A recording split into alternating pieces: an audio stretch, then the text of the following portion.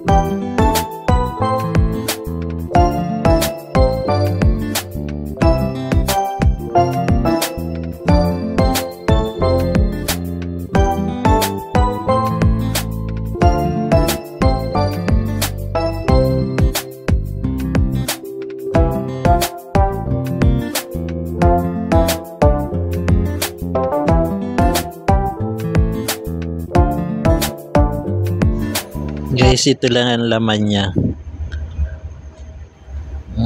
Speaker, board, at saka battery. Yan ang laman niya, maliit lang.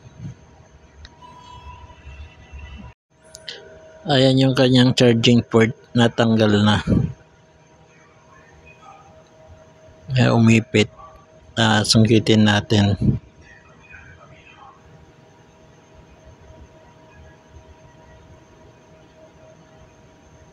Ayan o, sira na siya, tanggal.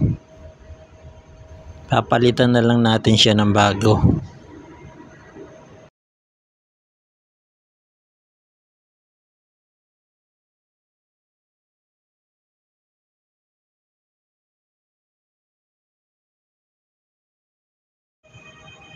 Ayan, babaklasin natin yung kanyang board para mapalitan natin yung kanyang charging port.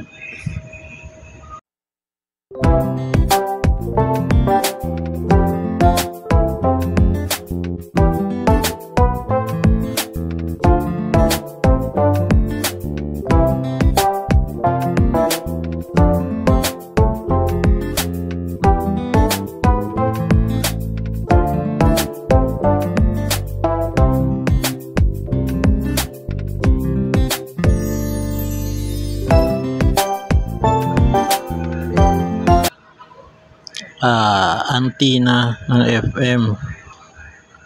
Ito natin binaklas. Tapos ilaw. Tapos yung kanyang speaker. Tapos yan yung battery niya.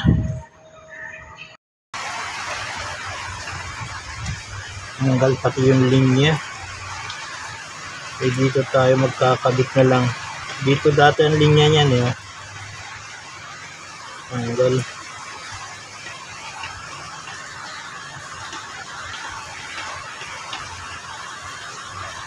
Guys, ito yung bago. Ilalagay natin.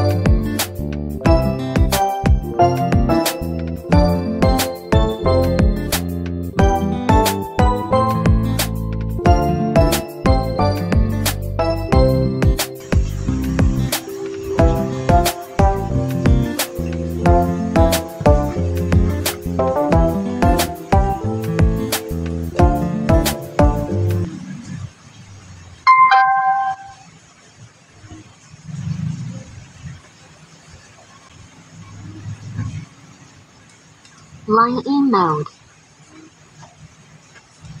FM mode. Okay na nga. Ayon kay Ginoo.